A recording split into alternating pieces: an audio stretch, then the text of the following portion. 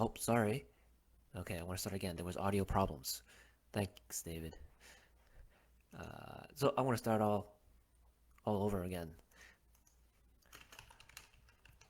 All right, everyone. I fixed the audio. I think if everybody can hear me. All right, I'm typing here. All right, I'm going to start all over again. Thanks, everyone, for letting me know. Again, purpose of this Facebook Live, I'm just going to go over a topic I'll be discussing in an event tomorrow night, taking place online at 6:15 p.m. It'll be a virtual event, virtual meetup event actually, where I'll be joining a panel of speakers to discuss leadership through storytelling. Hopefully, you have the opportunity to join me and participate. What I hope to present in that meeting tomorrow is that I'll discuss actually here today, a very high level. So, in terms of leadership and storytelling, what does it mean to me, and what am I going to present to you? When you communicate to someone else, there is a message that you want to convey, whether your thoughts, your intentions, ideas, even a request. You need to be able to communicate through written or spoken language. But the challenge is that although it's easier to say or write something to someone, the intention of the message may not get through 100%. Right? So the example is you ask someone to park their car in front of your house. And that's pretty straightforward, right? Just imagine, it's a standard house on a street with a road. Pretty simple, correct? That, someone's just going to park on the road right by the sidewalk, right in front of your house. Very clear, you would think. But what if that person decided to drive up onto the street, onto the sidewalk, and park on your front lawn? You said to park in front of your house, and they did. But was that your intention to have them do that? Probably not. In this case, every message you give to another person, imagine there's a filter. Everybody has a filter, right? So this filter is allow helps them interpret messages based on their context. So everybody's gone through different experiences, they have different levels of knowledge. They see things in their own unique way. We're all different, and none of us are ever the same as each other, right? In terms of what we do, how we think, what we say, right? So when you give them a message, that message is not going to exactly 100% coincide with your intentions. So the intention of the message versus the perception of the message can be quite different. Starting off, it's usually very rare that it matches 100%. So in order to communicate clearly, you need to ensure that not only the other person understands what you're saying, that they are aligned in terms of the your thoughts and your ideas, right? What you're thinking in the head needs to be communicated to their inside of their head, right? So you have to use your communication away or use precise language to be able to communicate very clearly in order to ensure you and your audience is aligned. Okay, and what's a tool that can do this? Well, it's storytelling. Why does storytelling help you communicate clearly? Okay, if you think about it, you know, stories really resonate with people because it evokes emotion. Just imagine movies you watch. Why do they keep you interested? Or when someone tells you a personal story about what happened, last week, at work or in their life. Why does it keep you interested? Okay, so the prime reason is that it invokes emotion, right? The best stories invoke emotion. Really good stories actually actually invoke tension, a form of tension, right? Not in a bad way, but imagine a suspenseful movie, right? So an example is imagine an action movie, James Bond going through an action sequence. Why people get enthralled or entranced by what he's doing, right? It causes tension. You don't know if he's gonna get hurt, get killed, and you keep watching because there's a level of tension that captures your attention. Right? right? The tension attracts the attention. Story can also invoke feelings of happiness, sadness, you name it, a story can do that. And when emotion is triggered, and in most cases, when a positive emotion is triggered, physiologically, you probably all heard of the hormone oxytocin, the feel-good hormone. When that hormone is produced by these stories, a person feels more empathetic. And when a person feels more empathetic, they it builds trust between you and that other person. And trust is the basis of a relationship. So story is able to do all of this. It invokes this emotion that starts building this trust, starts building this relationship. And when you have a relationship with another person, imagine you are on the same wavelength, and you both understand each other. You empathize with each other. It's easier to explain things and to understand each other. Just think about in your own personal life, whether it's your partner, family, friends. These are people you know very well compared to strangers on the street, right? Imagine telling the same message to your friend versus someone that you don't know. Who do you think it will interpret it more clearly or understand you much better? Of course, your friend, right? They know you, so they understand where you're coming from. Their context has shifted, right? In terms of understanding how you think, like what your intentions are, right? So a story allows you to build trust, to build a relationship, right? What else can a story do? The way I like to use stories is through analogies, right? When you're trying to explain something, many times you're not able to communicate clearly what you're trying to say the first time to someone, right? So, using the example of asking someone to park their car again, right?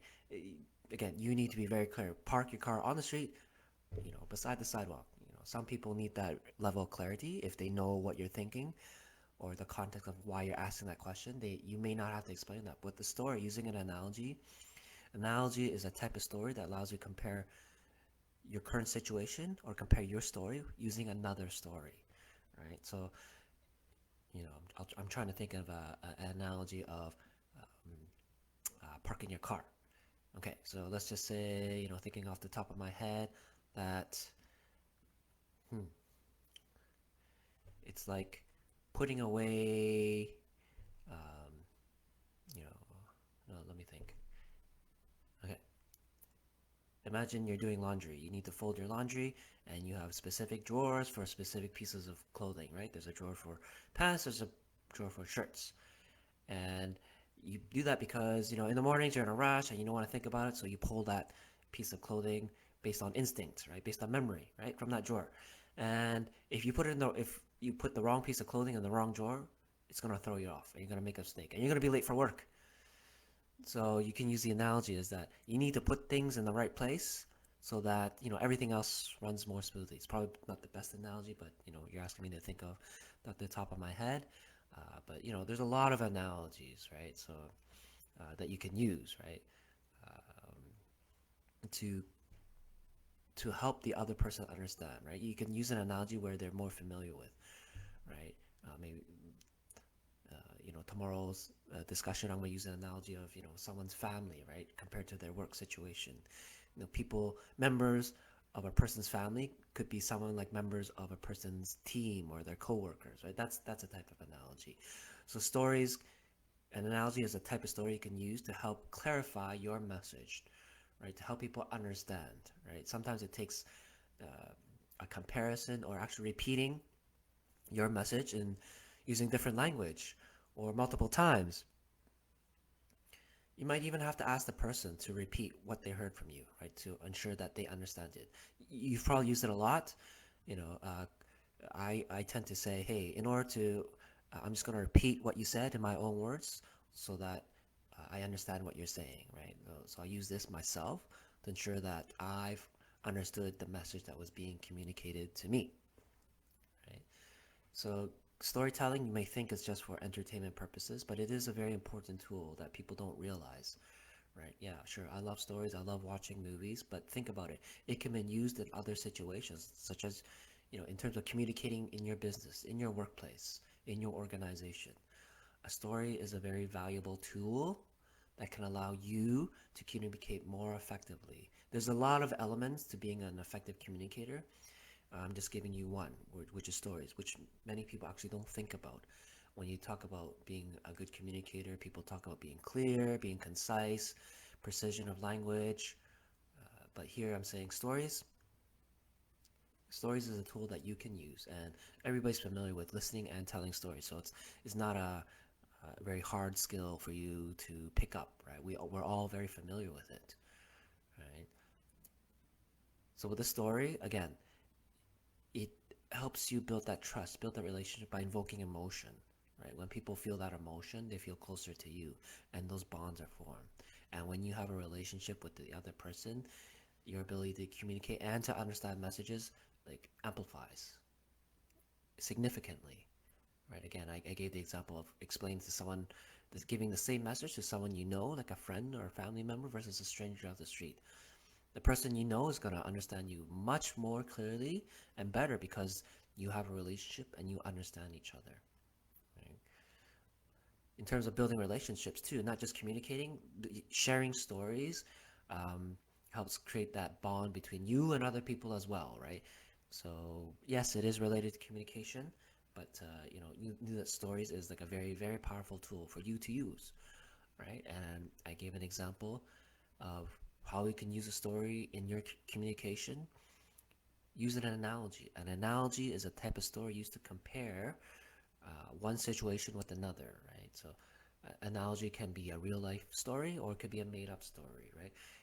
Whatever it is, as long as it can help you clarify your message so the other person can understand and perceive the intention of your messages much more clearly. Okay. I think these days that we probably use more video versus like written text.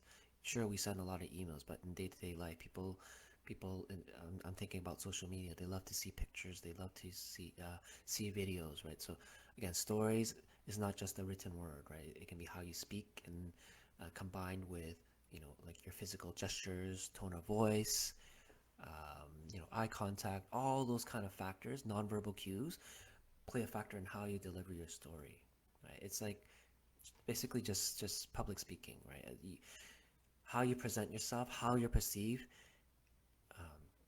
impacts how effective your story, your speech, or whatever your message is being communicated to a very high degree, right? Because if you look like, imagine if I were sitting here with my feet on the table, trying to give you some, insights or advice or tips, would you take me more seriously versus me sitting here like I am right now, right? So your body, how you compose your physical gestures and how you compose your body movements and stance and posture, it all plays a very important part on how you are able to tell an effective story, right? Again, tone of voice as well. If I talk very slowly or talk very fast or I use the wrong intonations, it can all impact how your story comes across. Also, to think about the demographics or cultural factors, right? The how you tell a story, what you say, can mean different things in different cultures or to different people of different backgrounds, right? So that's you have to take the context of the situation as well as people's backgrounds, the demographics, cultural factors. Those need to be taken into account as well when telling your story. Okay, so I'm going to quickly sum up again uh, why storytelling is a very important tool for you to communicate. Again, in order to communicate clearly and effectively, you need to be aligned with your audience. What you intend to say is not necessarily perceived in the same way. So that's why you need alignment. And one of the key tools that can help you communicate clearly is through the use of stories. And stories work because they invoke emotion. Stories work because everybody is familiar with it. Stories work because you can use analogies to compare one situation with another, right, in order to convey your thoughts, your ideas, your requests, right? So that's stories for you. Um, Again, I have an event tomorrow night. I have a link in my comments. I will also have links in all my social media for you to, hopefully you have the time to join me there in this event to listen to my talk. So thank you for listening. Sorry about the audio problems at the beginning. Um, but hopefully this brought you some value, and I'll see you soon. Have a good day. Take care.